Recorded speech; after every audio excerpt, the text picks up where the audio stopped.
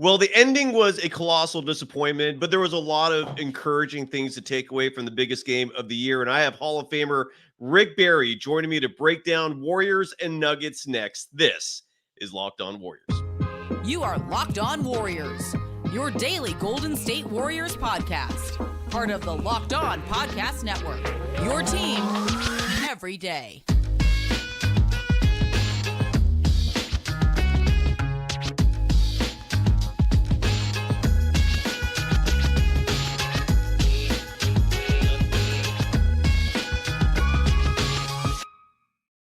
Thank you for making Locked On Warriors your first listen every day. We're free and available wherever you get podcasts and on YouTube. We're part of the Locked On Podcast Network, your team every day. Today's episode is brought to you by Jace Medical. Empower yourself when you purchase a Jace case, providing you with a personal supply of 5 antibiotics that treat 50-plus infections. Get yours today at jacemedical.com. That's Jace, J-A-S-E medical.com. You can follow Rick Barry, Hall of Famer, top 25 all-time greatest players ever in the history of this beautiful game on most, if not all, social media platforms at Rick24Barry, the 24 symbolizing your number, sir. And you can follow me, Cyrus Saatsaz, on Threads at Dog Wild. Rick, it is a pleasure to see you. This was a game that didn't have a satisfactory ending if you're a Warriors fan. A lot of things we can critique. How are you doing? And what was your immediate reaction to the game, sir? Disappointing, but encouraged by the fact that they could be on the road after being on a fairly extensive road trip for the NBA, and to play so poorly at the start of the game and yet have an opportunity to win against obviously the defending champions. Right. Let's be realistic. I mean, both teams had 2 key players to the roster that didn't play in the game today, and so that's always a factor. But you still have to play the game, obviously. I was disappointed in the Warriors' execution down the stretch. Mm-hmm.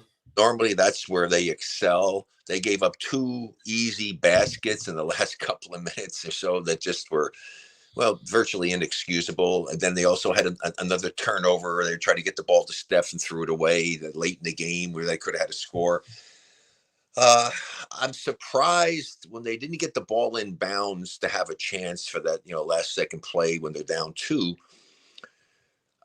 I was surprised that they didn't try to run something to get a really good open look for a 3-point shot. Yeah. Yeah. And then they said that Clay was open, and because the Joker being on CP3, that they didn't see him wide open. But then they just threw it into Steph and, going one-on-one. That's not Steph's game necessarily. He can get open and do that. And then I couldn't believe that Richard Jefferson said, "Oh, you couldn't ask for more." I mean, my God, that shot that he took left-handed floater over Joe. Come on, that's not a great shot. Seriously. I mean, if he had made that shot, it would have been unbelievable. That was a very extremely difficult shot, I think. It was.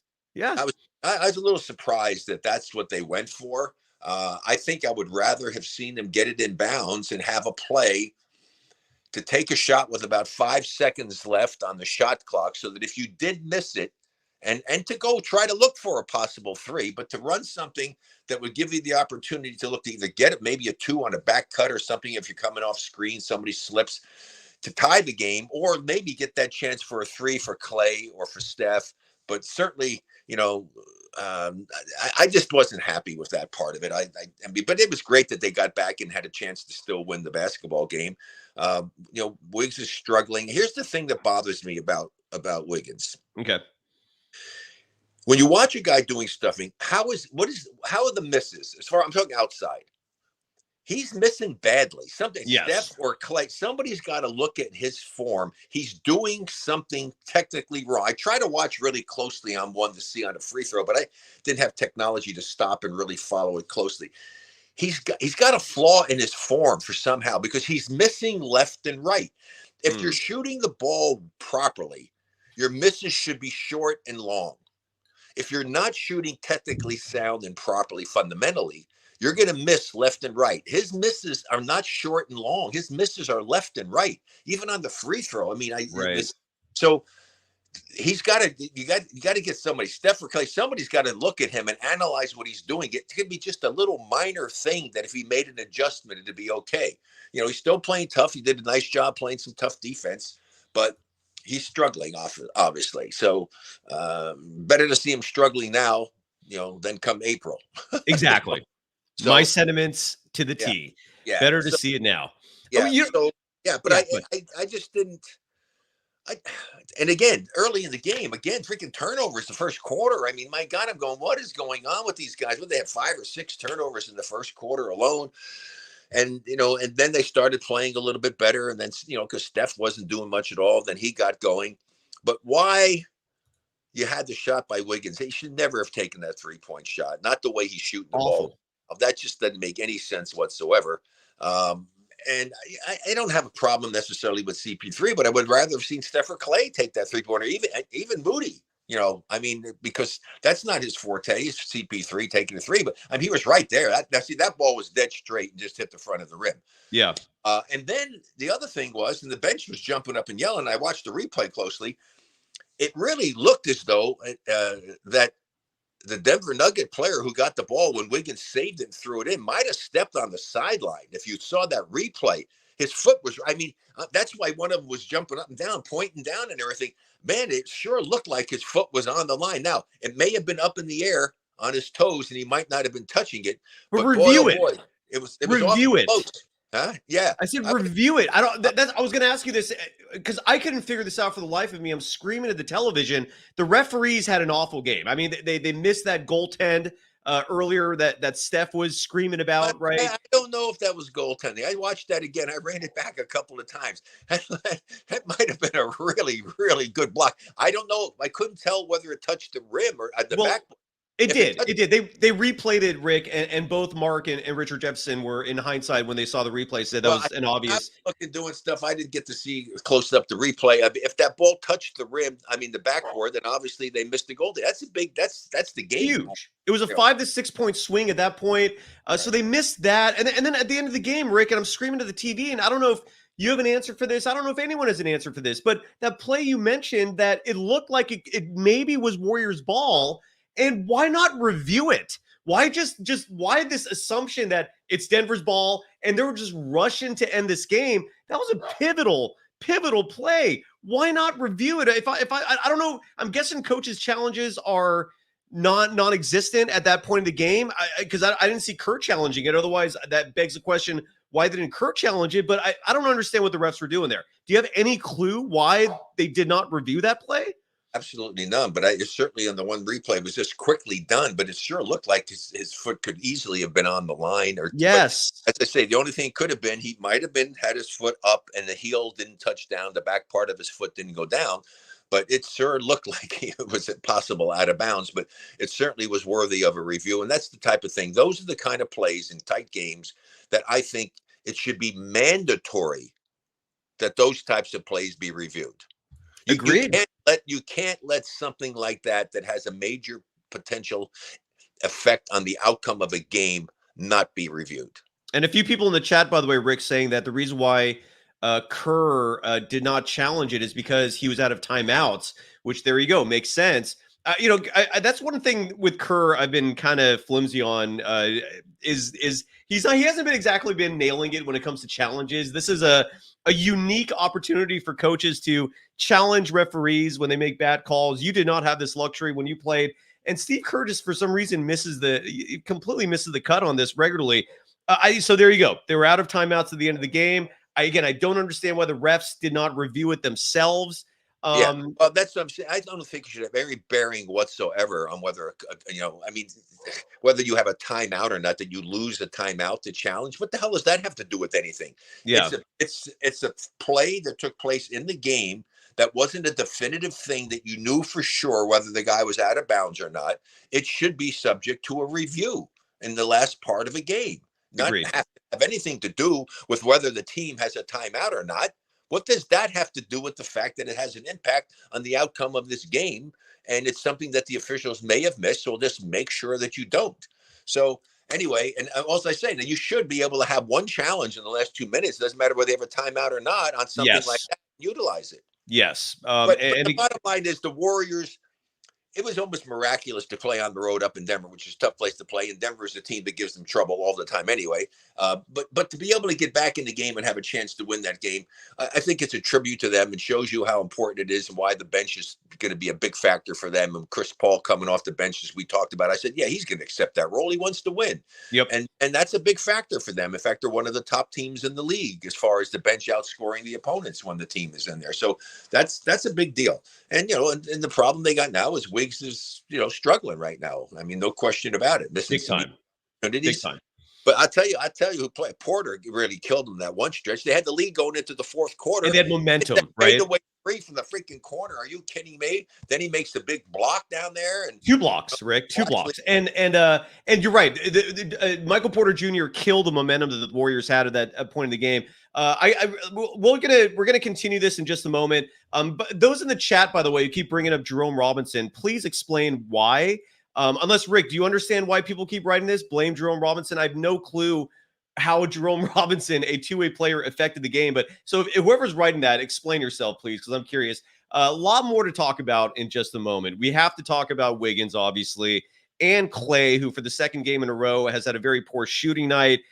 His defense at the end of the game was costly. But there's also a lot of 2 free throws. He missed 2 free throws. That too. Jesus, I already forgot.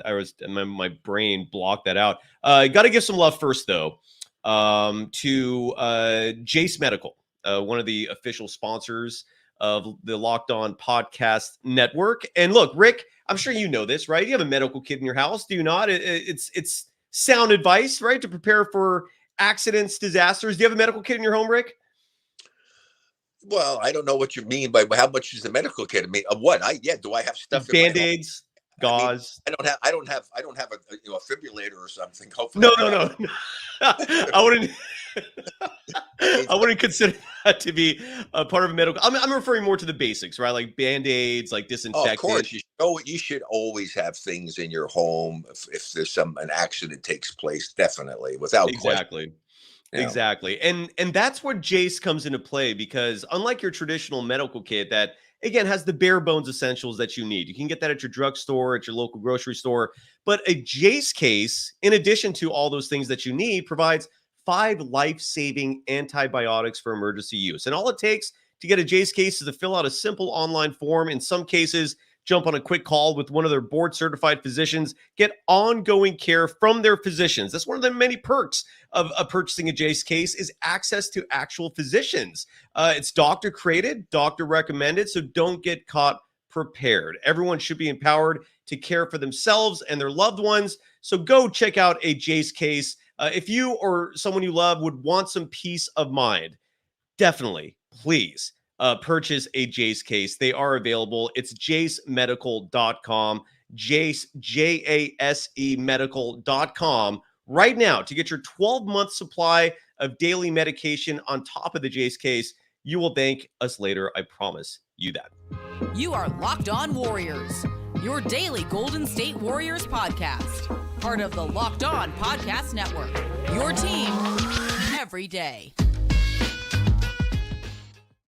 For making Locked On Warriors your first listen every day. We're going to be back at this on Friday night with more post-game action as the Warriors are thankfully done with their road trip. They're back home in the comfortable confines of Chase Center. Right now, though, I have the legend himself, one of the greatest Golden State Warriors, one of the greatest NBA players in the history of this beautiful sport, Rick Barry. You can follow him on all social media platforms at his name with the number 24, his playing number in the middle. So it's Rick 24 Barry. That's your handle, sir. And again, you can follow me, Cyrus Saatsaz, on Threads at Dog Wild. Rick, before we get into all the nitty gritty, because I have a few complaints, and I'd love to know if you agree with my complaints or if you think I'm crazy. But one thing I came out of this game tonight with is a prediction, and I feel comfortable about one thing, Rick, and I'd love to know if you think I'm crazy or not.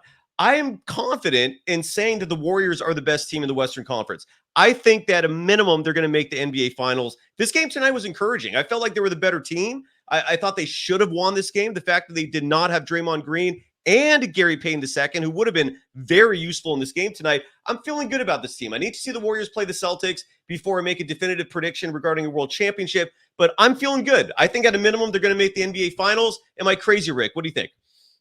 Well, you might be a little premature.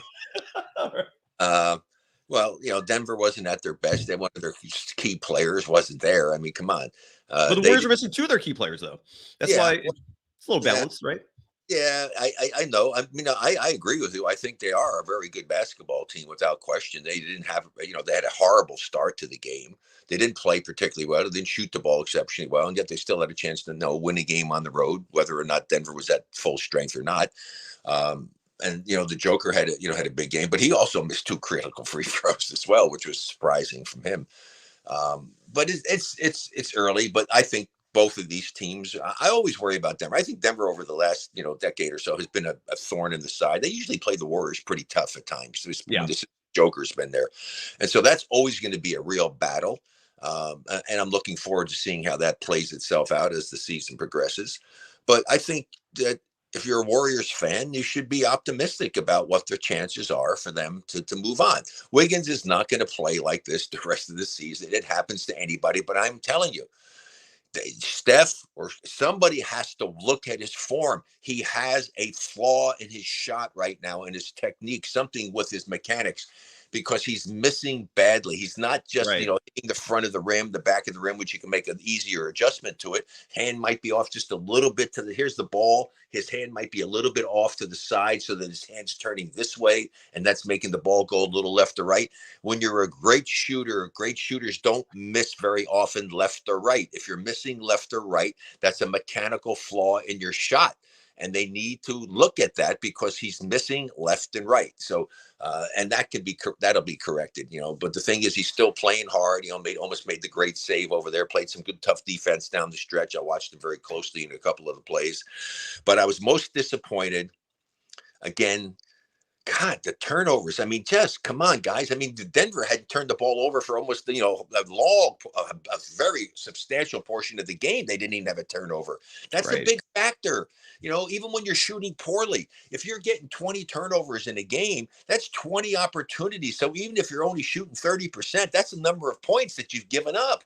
Right. Even shooting lousy. And if you're shooting a higher percent, that's even more. So, yeah. And they didn't shoot well from 3-point range for them. They were fourth quarter. They were horrible 3-point shooting. And yeah, so all in all, a nice effort. They did a heck of a job to get back, have the lead. And actually, going into the fourth quarter, had a nice, comfortable lead. And then, everything turned around for them there, and they made some crucial turnovers and just had bad defense. So I'm encouraged, but they got to keep it. They have to keep it going. I thought, there was a stretch there where Moody was really playing really well. And yes, they went away from him. I don't understand it. The thing that bothered me about Kuminga, who that I really like a lot. Same. He had a couple of really good looks at threes, and just, those were shots he should have taken. He really should. He was wide open for threes. They swung the ball. They did the thing.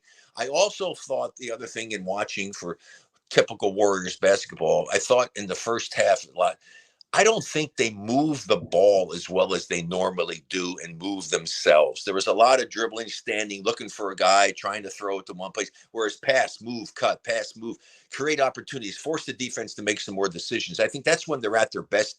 That's when they do a great job of getting a lot more easier looks at the basket. So, but overall, nice performance on their part, and unfortunate because this was a game that they really easily could have won.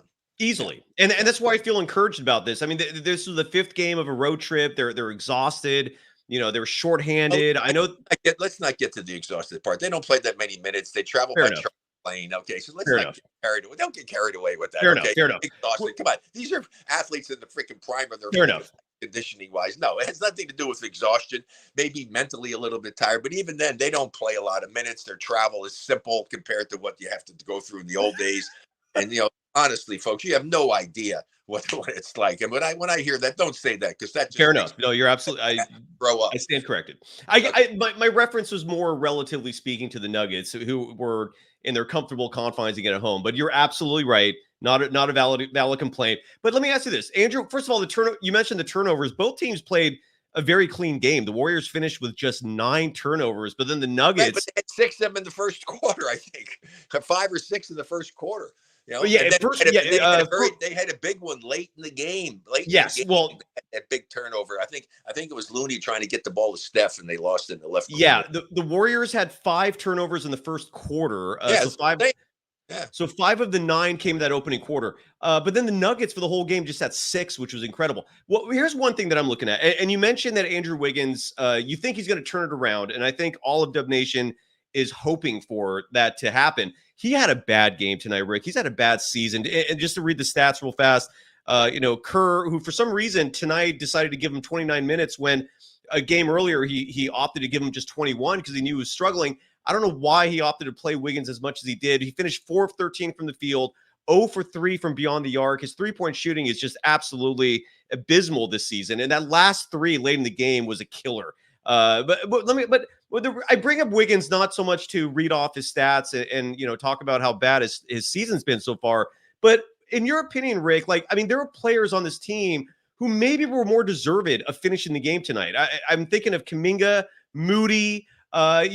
Trace Jackson Davis was playing a fantastic game. Maybe the Warriors could have gone bigger. What are your thoughts on Steve Kerr? I don't know if the word stubborn is the right term to use, but I feel like he stubbornly plays his veterans at times in moments like these when there are more deserving players on the bench. What are your thoughts of that notion? Well, there's certainly you're influenced by past performances and what your guys do and know what they're capable of doing, and figure maybe he needs to do that. He doesn't want to get him really down mentally, by putting him down on the bench, But I think in situations like this, I feel that when I was doing a little coaching, even in the minor leagues, if you take a guy out and you do something, he's not playing well, you give somebody else an opportunity to do it. And you go to Wiggins after and say, Wiggs, you're struggling a little bit. We needed to go ahead and get something done. I wanted to make sure we were a little bit more offensive oriented down the stretch going down there. I think with his struggling because they needed their offense at the end, maybe you go offense, defense, but have somebody else in there offensively because they obviously weren't really guarding him. They were letting him open because he wasn't shooting the ball well, hasn't been shooting the ball well. Right. And in his case too, they say shooters, you got to shoot your way out of it. JJ Redick saying, yeah, shoot my way out of it. Yeah. But the thing about it is JJ was a shooter. Wiggins isn't necessarily a shooter. He's a scorer and he has, he's stretching and Clay is that way too. So the way Moody and I would have had somebody else in the game at that time. I mean, I don't usually second guess Steve and do stuff what he does because you don't know what's going on.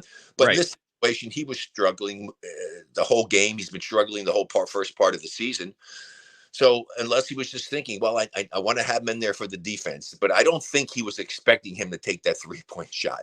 I mean, come on. At the end of the game, you have Klay Thompson, who another one didn't have a great shooting game, but Steph seems like it's going well. I thought Moody was shooting the ball well. I mean, I just think that you would want to have the guys that were going well be the guys to look for the shot. And I just didn't like the last play. Do you agree, Rick, with Drew, a member in the audience here, Drew, who writes, it's really important to know your personnel. Kerr knows Wiggins will lose all his confidence if he's benched. Would you agree with that sentiment? Yeah, I'm not talking about benching him. I mean, and talk to him and say, look, we're struggling, we're doing some stuff here. But I'm saying the first thing, go and study his shooting form. There's something wrong with his form. Yeah.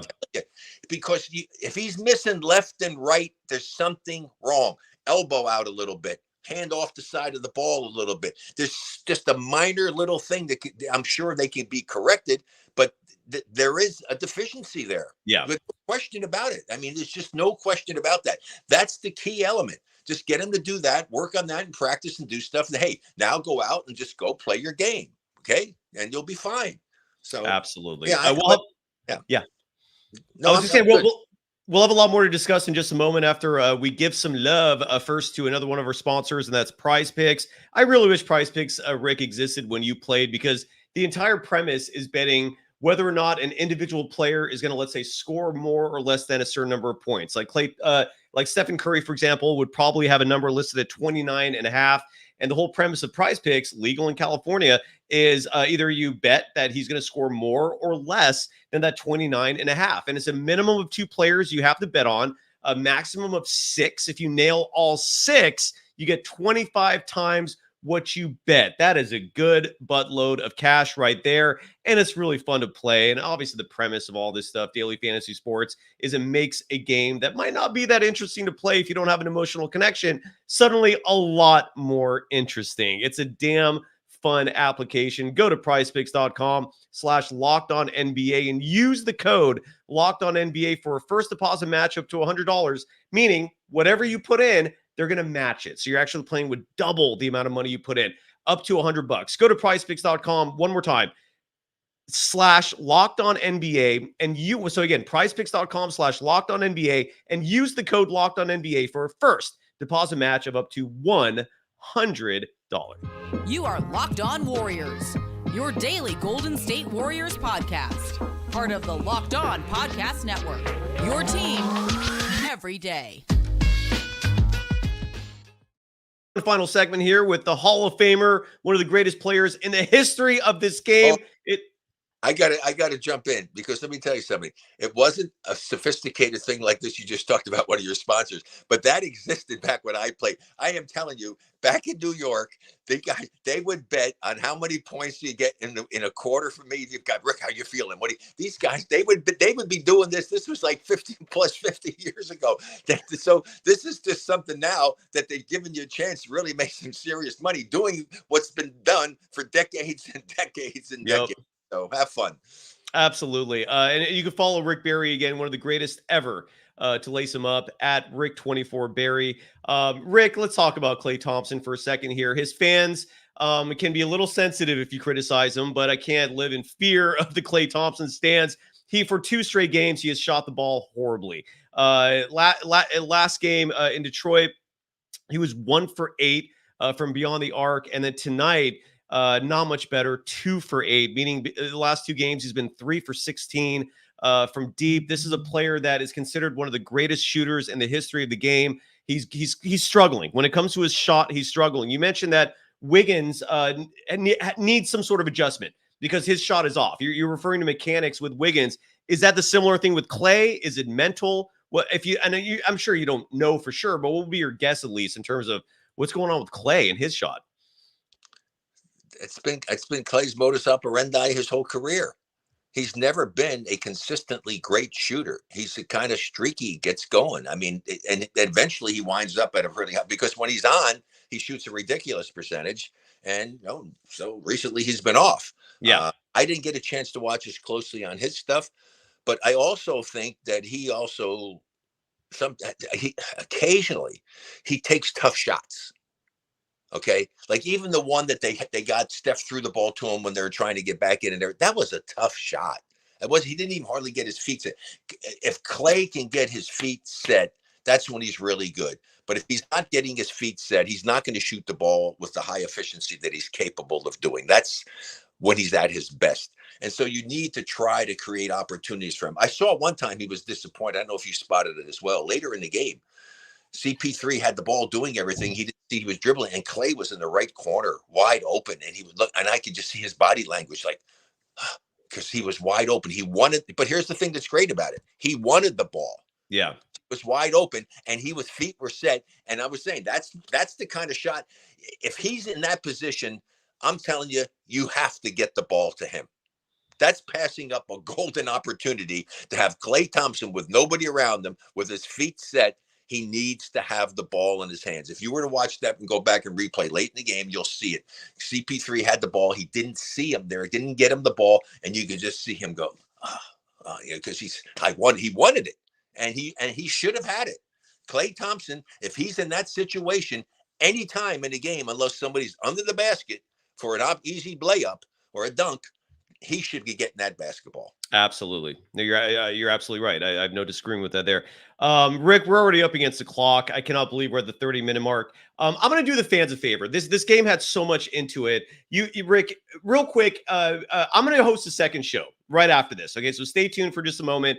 I'm just going to go over all the statistical details of it, play some sound from Steve Kerr. But Rick, you're in Texas right now. I want to give some love to the fact that you are still competing in professional sports. You got 2 silver medals today in a pickleball not today. championship. Not today. I got one yesterday, and I got on Monday and Tuesday. Today I didn't play, so I got my first singles medals. First time I did a silver, and I got a silver in men's doubles, and we played a really good team and gave a heck of a battle. But one of the guys is a Hall of Fame player, so my partner Fred Shuey and I from San Diego, we gave him a good battle, and we could have had a chance to win. But yeah, I love it. And mixed doubles is tomorrow, so I'm still competing in the USA Pickleball National Championships, and just I love the competition. It's something that I really relished. I think it was so funny. I was playing yesterday when we were doing it. They had an exhibition, and Dirk Nowitzki and Jason Kidd were out playing over there, and they're not very good at pickleball, trust me. So and Tony Romo was there, so they had a lot of the Dallas Cowboys athletes and stuff there to do a little exhibition and everything while I was out there actually competing, trying to win a medal. That's awesome. And your son Canyon, let's hope that the U.S. Olympic Selection Committee, I don't know if that's who the ball is. Basketball is the people that make the selection. Yeah. Yeah. So repeat that one more time. What's the organization? Well, it's USA Basketball. United States Basketball. And they qualify. My son played. They won the Pan Am Games gold. They went over and won another big tournament over in Abu Dhabi, and they've qualified for this next Olympics next year. And so it's just a matter of what they do when they do whatever selection process and everything to choose the team. I'm hoping that, he's been on 6 USA national teams, 4 gold medals, 1 silver medal in the World Cup, which they got kind of screwed out of and could have won that one as well. And then the only time he didn't do it is he got hurt when it was the last Olympics 2 days before the tournament, and he couldn't play, and they missed out by 1 game of getting to the Olympics. So I'm hoping that he's shown that he's a pretty valuable part of the team, and that he'll get chosen to be and have the one thing that no Barry has ever done, which is to be an Olympian. Oh my God! So let's hope Team USA does the right thing and select Canyon Barry as one of the 4 players total. Is 4 that what they go with? 4 guys. Yep. For the 3-on-3 tournament. Yeah, he and Kareem Maddox have been there, and Jimmer Fredette's been a great addition to him, and yeah. So anyway, they've got to make a big decision as to what they want to do. But these guys have their chemistry going now, and it's pretty cool. It is. It is. I love 3-on-3 basketball. I love the big 3 that you coach, the Ball Hogs. I love all of it. So I really hope Canyon Barry is selected. He's earned it. Rick, I cannot thank you enough for joining me tonight. Everyone can follow you on social media at Rick24Barry. And again, folks, I'm going to just in 5 minutes, I'm going to host another show, just kind of cover all the stats, all the sound, play all that stuff. Rick, I guess I'll leave you on this note. We got to wrap it up here in 30 seconds. Is everything fine with the Warriors? Like, were you encouraged by this game? Was it, I guess, what do you see looking forward? Did you like what you saw? Well, compared to what they did last year on the road, I think they're way ahead of the game. Yeah. So, it's very promising, and we'll keep our eye on it. And we'll talk about it as the season progresses, and just hopefully everybody stays healthy and things start to fall in place for them. But right now, they're an extremely competitive team, very dangerous team. But again, the size can be a factor because during part of that game, size was a big difference. Yep. Gordon and some of those guys in Jokic, they had a pretty easy time with them. But the Warriors do battle hard, and they didn't play a particularly great offensive game and still almost won on the road against the defending champions. Absolutely. And again, Draymond Green was out. Gary Payton II, the little big man, was out. So hopefully that'll be the difference. Rick, I can't thank you enough. Thank you. And again, the Rick Barry Show. Subscribe on YouTube. You and I do a show there. Download the Mic'd Up app, MIC''D space UP. Mic'd Up. Download the app where you can catch the Rick Barry Show live. Rick, thank you, sir. Thank you, everyone. I'm going to be right back. So just stay tuned. In about 5 minutes, more of Locked On Warriors. Rick, thank you, sir. You're amazing.